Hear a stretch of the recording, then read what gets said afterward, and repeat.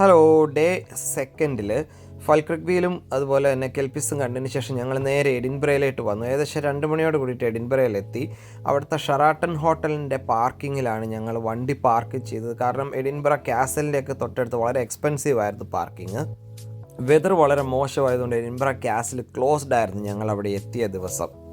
അപ്പോൾ എഡിൻബറ കാസലിലൊക്കെ ഒന്ന് ചുറ്റിക്കണ്ട് അതിൻ്റെ പുറത്തൊക്കെ നിന്ന് കുറച്ച് ഫോട്ടോസൊക്കെ എടുത്തതിന് ശേഷം ഞങ്ങൾ എഡിൻബറ കാസലിൽ നിന്ന് നേരെ ഇറങ്ങി. എഡിൻബറ കാസലിൻ്റെ തൊട്ടടുത്ത് തന്നെ ഒരു സ്കോട്ടിഷ് വിസ്കി എക്സ്പീരിയൻസ് സെൻറ്റർ ഉണ്ടായിരുന്നു. അപ്പോൾ അത് ഒരു 3 ഹവറെങ്കിലും സ്പെൻഡ് ചെയ്യാനുള്ളൊരു സെറ്റപ്പ് അതിൻ്റെ അകത്തുണ്ടായിരുന്നു. അപ്പോൾ ഞങ്ങൾക്ക് സമയം കുറവായതുകൊണ്ട് അതിൻ്റെ അകത്ത് ഒരുപാട് കയറിയില്ല. ജസ്റ്റ് ഞങ്ങൾ ഷോപ്പിലൊക്കെ കയറി അവിടെ വളരെ എക്സ്പെൻസീവ് ആയിട്ടുള്ള സ്കോട്ടിഷ് വിസ്കികളെല്ലാം ഇരിക്കുന്നതൊക്കെ കണ്ടു. അതെല്ലാം കണ്ട് കേട്ടതിന് ശേഷം അവിടെ നിന്ന് ഞങ്ങൾ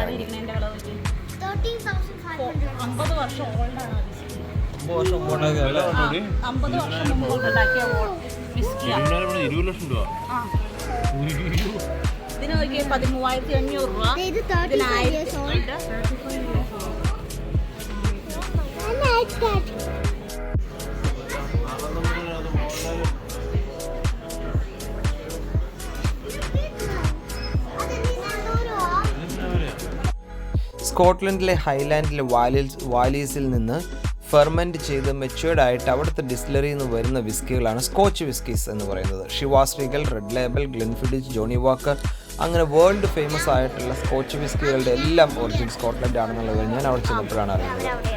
single malt, single grain, multi grains, അങ്ങനെ 5 ടൈപ്പ് ഓഫ് സ്കോച്ച് വിസ്കീസ് ഉണ്ട്. ബാർലി, കോണ്, വീറ്റ്, അതിൻ്റെ അകത്തു നിന്നൊക്കെയാണ് ഇത് ബ്ലെൻഡ് ചെയ്ത് സ്കോച്ച് വിസ്കീസ് ഉണ്ടാക്കുന്നത്. അതിനുശേഷം ഞങ്ങൾ നേരെ പോയത് സെൻറ്റ് ഗെയിൽസ് കത്തീഡ്രലിലേട്ടാണ്. ഏകദേശം 900 വർഷത്തെ അല്ലെങ്കിൽ 1000 വർഷത്തെ റിലീജിയസ് ആൻഡ് പൊളിറ്റിക്കൽ ഹിസ്റ്ററി പറയുന്ന ഒരു കത്തീഡ്രലാണ് ഈ സെൻറ്റ് ഗെയിൽസ് കത്തീഡ്രൽ. ഇത് സ്ഥാപിച്ചത് കാത്തലിക്സിൻ്റെ സമയത്താണ്. പിന്നീട് അത് ചർച്ച് ഓഫ് ഇംഗ്ലണ്ടിൻ്റെ കയ്യിലാവുകയായിരുന്നു.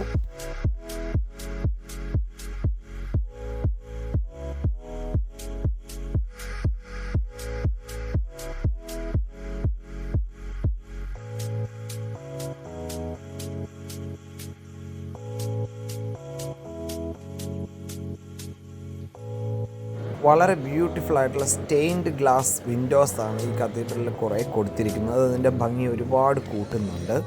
അതുപോലെ തന്നെ ഒരുപാട് കൊത്തുപണികളാൽ സമ്പൽ സമൃദ്ധമാണ് ഈ ഒരു കത്തീഡ്രൽ. വർത്ത് ടു വിസിറ്റാണ്. 2 to 6 പൗണ്ട് മാത്രമേ ഉള്ളൂ ഇതിൻ്റെ ഒരു ചാർജ്. അത് വോളണ്ടറി ആയിട്ട് നമ്മൾ കൊടുത്താൽ മതി. വർത്ത് ടു വിസിറ്റാണ് കേട്ടോ. ഇത് പല നൂറ്റാണ്ടുകളിലായിട്ട് റീസ്റ്റോറേഷൻ ചെയ്താണ് ഇന്ന് കാണുന്ന ഈ ഒരു പരുവത്തിലേക്ക് ഈ കത്തീഡ്രൽ എത്തിയിരിക്കുന്നത്. ഏകദേശം 1600കളിലാണ് ഇത് കത്തീഡ്രലായിട്ട് ഉയർത്തിയത്. കത്തീഡ്രലിൻ്റെ ഏറ്റവും ഉള്ളിലായിട്ട് ഒരു അൾത്താരയുണ്ട്. ഒരു ആർക്കിടെക്ചറൽ മാർവലസ് ആണ് അത്. അതിൻ്റെ അകത്തൊരു ഡിസൈനുണ്ട്. ഒരു പക്ഷി ഒരു കുഞ്ഞുങ്ങളെ ചേർത്ത് വെച്ചിരിക്കുന്ന ഒരു ഡിസൈനൊക്കെ അതിൻ്റെ ഏറ്റവും ടോപ്പിൽ കൊടുത്തിരിക്കുന്നുണ്ട്. അതൊക്കെ വളരെ വളരെ വളരെ ഭംഗിയുണ്ട് അതൊക്കെ കാണാൻ.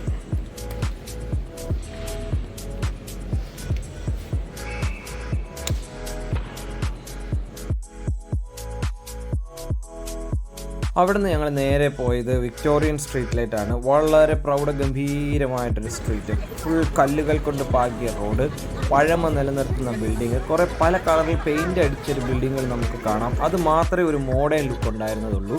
ബാക്കിയുള്ളതെല്ലാം ഒരു പഴമ വിളിച്ചോതുന്ന ടൈപ്പ് ബിൽഡിങ്ങുകളായിരുന്നു. ഒരു മിസ്റ്റീരിയസ് ആയിട്ടുള്ള ഒരു ഫീലിംഗ് ആണ് നമുക്ക് ഈ ഒരു സ്ട്രീറ്റിൽ കൂടെ നടക്കുമ്പോൾ ഉണ്ടാകുന്നത്.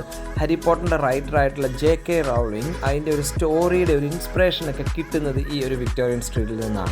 അങ്ങനെ ഞങ്ങൾ മോസ്റ്റ് എക്സൈറ്റഡ് ആയിട്ടുള്ള ഒരു ഷോപ്പിൻ്റെ ഫ്രണ്ടിലെത്തി. Museum of context.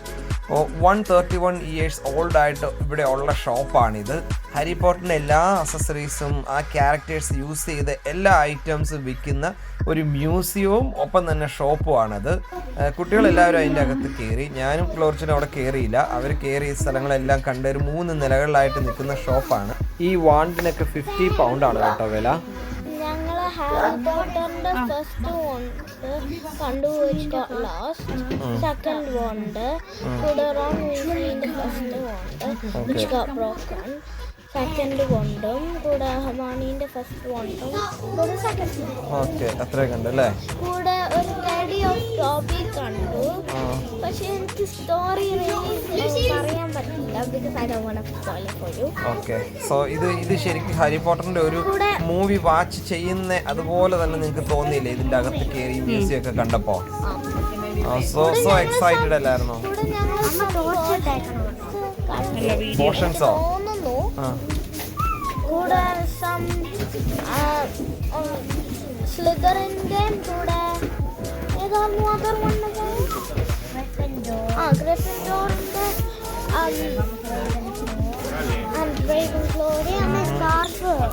അവരുടെ യൂണിഫോമിന്റെ അവന്റെ സ്കാർഫ് ഞങ്ങൾ കണ്ടു. അവരുടെ കുറെ ലിക്വിഡ്സ് ഒക്കെ ബോട്ടിൽ അവിടെ വെച്ചിട്ടുണ്ടല്ലോ, അതെന്തായിരുന്നു? അത് പോർഷൻ എനിക്ക് തോന്നുന്നു. തലയോട്ടിയൊക്കെ ഇരിക്കുന്ന എന്താ? ഒരു ഹാറ്റ് പറയും ഏത് ഗ്രൂപ്പിലാണ്. ഓക്കെ. അതിനുശേഷം ഞങ്ങൾ പ്രിൻസസ് സ്ട്രീറ്റിൽ കൂടെ നടന്ന് പ്രിൻസസ് ഗാർഡൻ എല്ലാം കണ്ട് സ്കോട്ടിഷ് മോണുമെൻറ്റിൻ്റെ ഒക്കെ സൈഡിൽ കൂടെ അങ്ങ് പോയി കേട്ടോ.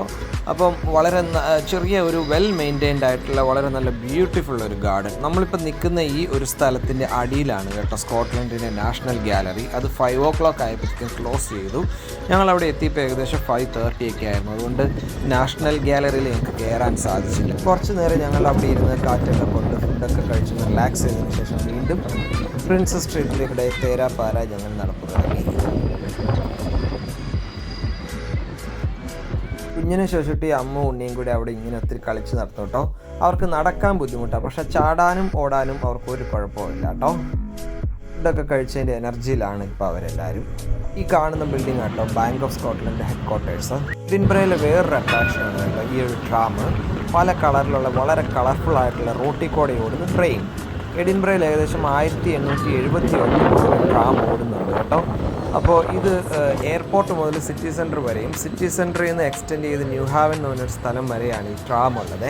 ടിക്കറ്റ് റേറ്റ് ഒക്കെ വളരെ ചീപ്പാണ് കേട്ടോ. 2.2 പൗണ്ടാണ് 1 സൈഡ് ടിക്കറ്റ് റേറ്റ് ഉള്ളൂ. 2 സൈഡ് ആകുമ്പോൾ 4.4. ഒരു 1 ഡേ ടിക്കറ്റ് എടുത്താൽ 5.5 നമുക്ക് ഫുൾ ടൈം കയറാം ഒരു ദിവസം. എവരി 10 മിനിറ്റ് കൂടുമ്പോൾ ട്രെയിൻ ഉണ്ട്. നല്ല രസമാണ് ഈ ഒരു ട്രാമിൻ്റെ വരവും പോക്കും. റോഡിൻ്റെ ഈ ബസ്സിൻ്റെയും അതുപോലെ റോഡിൻ്റെ സിഗ്നൽ തന്നെയാണ് ഈ ട്രാമിൻ്റെ ഒരു സിഗ്നലും. ഏകദേശം 11.5 മൈൽ ഡിസ്റ്റൻസ് ഉള്ള ഈ ഒരു ട്രാം മൊത്തം ഒന്ന് കറങ്ങണമെങ്കിൽ 50 മിനിറ്റ് എടുക്കും. വേൾഡിലെ സെക്കൻഡ് ലാർജസ്റ്റ് റൈറ്റേഴ്സ് മോണുമെൻ്റ് ആണ് സ്കോട്ടിഷ് മോണുമെൻറ്റ്. 61 മീറ്റർ ഹൈറ്റുള്ള ഈ സ്കോട്ടിഷ് മോണുമെൻ്റ് മുകളിലെത്താൻ 287 സ്റ്റെപ്സ് ഉണ്ട്. ഇതിൻ്റെ ടോപ്പിൽ നിന്നാൽ എഡിൻബറയുടെ ഒരു ബ്യൂട്ടിഫുൾ പനോരമിക് വ്യൂ നമുക്ക് കാണാൻ പറ്റും. സർ വോൾട്ടർ സ്കോട്ട് എന്ന സ്കോട്ടിഷ് റൈറ്ററിൻ്റെ സ്മരണയ്ക്കായിട്ട് പണി കഴിപ്പിച്ചതാണ് ഈ ഒരു മോണുമെൻറ്റ്.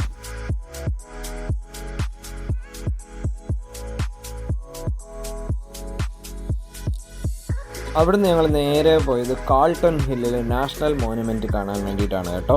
നല്ല പാടായിരുന്നു ആ ഒരു സ്റ്റെപ്സുകൾ കയറ്റം കയറി പോകാൻ. വലിയൊരു മലയുടെ മുകളിലായിരുന്നു ഈ ഒരു മോണുമെൻറ്റ്സ് എല്ലാം. പക്ഷേ ഏറ്റവും അതിൻ്റെ ടോപ്പിൽ എത്തിക്കഴിഞ്ഞ് കഴിഞ്ഞപ്പോൾ നമ്മൾ നടന്ന് കയറിയതിൻ്റെ ബുദ്ധിമുട്ടുകളെല്ലാം നമ്മൾ മറന്നു. കാരണം അതുപോലത്തെ ഔട്ട്സ്റ്റാൻഡിങ് വ്യൂ ആയിരുന്നു അതിൻ്റെ മുകളിലെത്തിയപ്പോൾ നമുക്ക് കാണാൻ സാധിച്ചത്.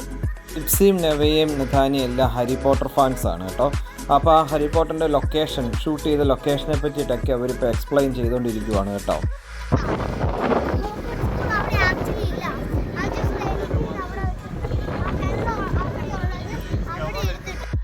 ഇത്രയും നല്ലൊരു ലൊക്കേഷനൊക്കെ കിട്ടിയിട്ട് ഒരു റീൽസ് എങ്കിലും എടുക്കാതെ പോകണം മോശമല്ലേ. അതുകൊണ്ട് ഞങ്ങളൊരു റീൽസൊക്കെ എടുത്തു.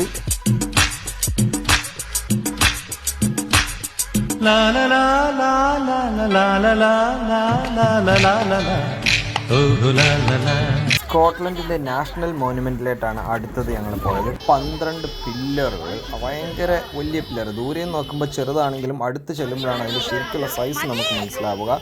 അവിടുത്തെ സോൾജേഴ്സിൻ്റെ സ്മരണയ്ക്ക് വേണ്ടിയിട്ട് അവർ വെച്ചേക്കുന്നതാണ് ഈ ഒരു മോണുമെൻറ്റ്. ഇതോടുകൂടി ഓടി നടന്ന് ഒറ്റ ദിവസം കൊണ്ട് എഡിൻബറ എന്ന് കണ്ടു തീർത്തതിന് ശേഷം അതിൻ്റെ അടുത്തുള്ള ഒരു ട്രാവൽ ലോഡ്ജിൽ പോയി അന്ന് ഞങ്ങൾ സ്റ്റേ ചെയ്തു. This is the end of day 2. Bye bye.